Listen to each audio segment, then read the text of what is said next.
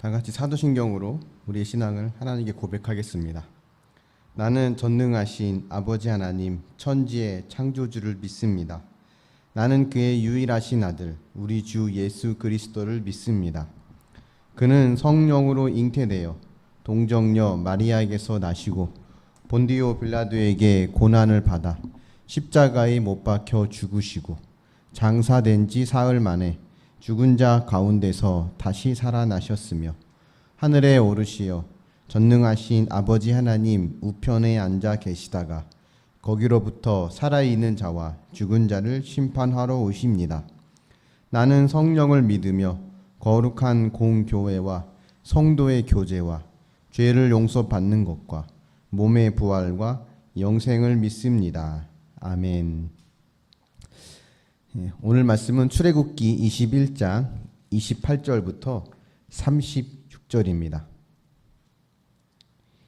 출애굽기 21장 28절부터 36절입니다. 소가 남자나 여자를 받아서 죽이면 그 소는 반드시 돌로 쳐서 죽일 것이요 그 고기는 먹지 말 것이며 임자는 형벌을 면하려니와 소가 벌레 받는 버릇이 있고 그 임자는 그로 말미암아 경고를 받았을 때 단속하지 아니하여 남녀를 막론하고 받아 죽이면 그 소는 돌로 쳐 죽일 것이고 임자도 죽일 것이며 만일 그에게 속죄금을 부과하면 무릇 그 명령한 것을 생명의 대가로 낼 것이요 아들을 받든지 딸을 받든지 이 법규대로 그 임자에게 행할 것이며 소가 만일 남종이나 여종을 받으면 소 임자가 은 30세겔을 그의 상전에게 줄 것이요 소는 돌로 쳐서 죽일지니라. 사람이 구덩이를 열어두거나 구덩이를 파고 덮지 아니하므로 소나 나귀가 거기에 빠지면 그 구덩이 주인이 잘 보상하여 짐승의 임자에게 돈을 줄 것이요 죽은 것은 그가 차지할 것이니라. 이 사람의 소가 저 사람의 소를 받아 죽이면 살아있는 소를 팔아 그 값을 반으로 나누고 또한 죽은 것도 반으로 나누려니와 그 소가 본래 받는 버릇이 있는 줄을 알고도 그 임자가 단속하지 아니하였으면 그는 소로 소를 갚을 것이요 죽은 것은 그가 차지할지니라. 아멘. 네, 오늘 본문은 소가 사람을 받아서 죽인 경우 그 임자가 어떻게 보상해야 되는지 이와 같은 내용들이 나옵니다. 오늘날은 소가 사람을 받아 죽이는 경우가 흔하지 않기 때문에 오늘 이 본문이 우리와 별 상관이 없어 보이지만 이 소나 양 같은 가축을 키우는 일이 그 당시에 이 출애굽기를 기록했던 그 당시에는 매우 중요했기 때문에 또 이 소나 양 같은 가축이 사람을 받아서 해를 가하는 경우도 종종 발생했기 때문에 이 부분은 또 출애굽기 당시에 백성들에게는 매우 중요한 사건이었습니다. 먼저 소가 남자나 여자를 받아서 이제 죽이면 그 소는 반드시 돌로 쳐 죽이라고 하죠. 사람이나 짐승이나 모두가 하나님의 율법 안에 있습니다. 눈은 눈, 이는 이, 생명을 잃게 만든 경우는 생명으로 값을 지불하는 것은 사람이나 소나 예외가 없습니다.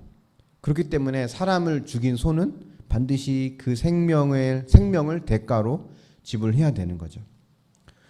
그런데 만일 소가 본래 사람을 받는 버릇이 있기 때문에 그 전부터 미리 여기에 대한 경고를 받은 적이 있었다면 책임은 그 소에게만 있는 것이 아니라 그 소를 관리하고 감독해야 되는 주인에게도 있다고 말을 합니다. 그 소가 사람을 받아서 죽일 수 있음을 알면서도 관리 감독을 소홀히 한 것은 고의로 사람을 죽인 것과 같은 것으로 취급을 합니다. 살인죄에 대해서 나중에 그 율법의 내용을 보게 될 텐데요. 사람을 고의로 죽인 것은 반드시 생명으로 그 값을 치르게 되어 있습니다. 관리 감독을 소홀히 했기 때문에 벌어진 이 일은 고의로 죽인 것과 같은 급으로 취급을 하는 거죠. 하지만 만일 피해자들이 소 주인이 죽는 것 대신에 금전적인 보상을 원한다면 그 보상을 해주는 것으로 소 주인은 죽음을 피할 수는 있습니다. 어쨌든 중요한 것은 이 관리 감독을 소홀히 했다고 하는 것은 매우 위중한 죄에 해당한다는 것을 성경은 이야기하고 있다는 거죠. 근데 이 내용이 사실 오늘 우리에게 어떤 직접적인 지침을 제공해 주진 않지만 성경이 무엇을 중요하게 여기는지는 우리에게 보여주고 있는 것 같습니다. 사회의 일원으로서 타인에게 피해가 가지 않도록 유의하고 그것에 대한 결과까지 책임지는 모습을 우리가 가지고 있어야 한다는 것을 성경은 이야기하는 거죠. 오늘 본문의 이 내용을 단지 소의 주인으로서 소를 관리하고 책임지는 것으로만 보지 않고 좀 더 우리 일상생활에 넓게 적용할 수 있는 부분으로 확대해서 본다면 이렇게도 볼 수 있을 것 같습니다. 맨 처음 하나님께서 아담을 하나님의 대리 통치자로 세우셨죠. 하지만 그 아담은 그 일에 실패했습니다. 하나님은 또 예수 그리스도를 통해 우리를 또다시 왕같은 제사장으로 삼아 주십니다. 이것은 아담에게 내렸던 명령, 땅을 정복하고 다스리라고 하는 명령, 하나님의 대리 통치자로서 이 땅을 책임지고 돌보라고 하는 그 명령을 우리에게 다시 허락해 주셨습니다. 그렇기 때문에 우리의 삶이 단순히 나 혼자 예배 잘 드리고 기도 잘하고 하나님 앞에 내가 해야 될 일들을 빠짐없이 잘하는 이 종교 생활로 머물지 않고 이웃을 책임지고 돌보는 제사장의 삶으로 살아야 한다는 것을 우리는 알 수 있죠. 소를 관리 감독해야 되는 주인에게도 때론 그 책임을 목숨으로 갚아야 되는 그 일이 있었듯이 세상의 빛과 소금으로 부름받고 왕같은 제사장으로 살아야 될 우리는 그 소 주인보다 더 무거운 책임을 안고 있다는 것을 알아야 합니다. 그렇기 때문에 우리는 아무리 작은 일이라 해도 나는 제사장으로서 맡은 책임을 다해야 한다는 이 마음으로 성실하게 우리의 맡겨진 일을 잘 감당해야 됩니다. 이것이 부름받은 자의 삶이고 이것이 우리에게 맡겨진 중요한 사명 중에 하나죠.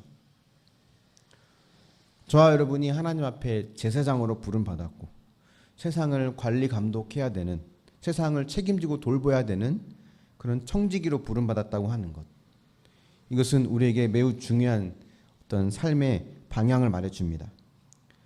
또 우리의 신분이 무엇인가를 또 분명히 이야기해 주죠.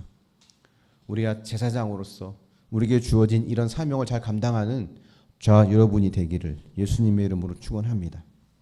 한번 묵상해 보십시오. 작은 일이라고 대수롭지 않게 여기며 소홀히 하고 있는 일은 없습니까?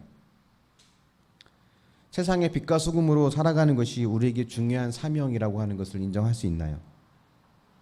여러분이 속한 가정과 직장, 공동체에서 제사장으로서의 삶을 살기 위해 여러분 무엇을 해야 됩니까? 기도하겠습니다. 사랑의 하나님, 소를 책임지는 그 주인도 때로는 자신의 목숨을 내놓아야 할 만큼 그 소를 돌보는 무거운 책임을 지고 있는 것을 보며 이 세상을 우리에게 맡겨주신 그 주님의 청지기로서 우리의 사명도 무겁고 크다는 것을 다시 보게 됩니다.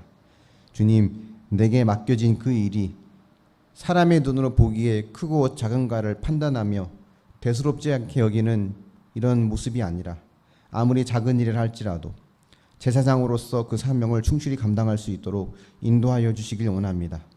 가정에서 또 직장에서 공동체에서 내가 있는 그 자리에서 그 역할을 감당할 때 어쩔 수 없이 하는 일이 아니라 제사장으로서 중요한 사명을 감당하고 있음을 인정하고 그러한 마음가짐으로 하루하루 믿음의 삶을 살아낼 수 있도록 인도하여 주시길 원합니다. 이런 삶 가운데 하나님과 동행하는 믿음의 자녀 될 수 있도록 인도하여 주시옵소서. 감사드리며 예수님의 이름으로 기도합니다. 아멘. 오늘 말씀을 가지고 하나님께서 여러분에게 주신 감동을 따라 함께 기도하며 나아가기 원합니다. 다 같이 기도하겠습니다.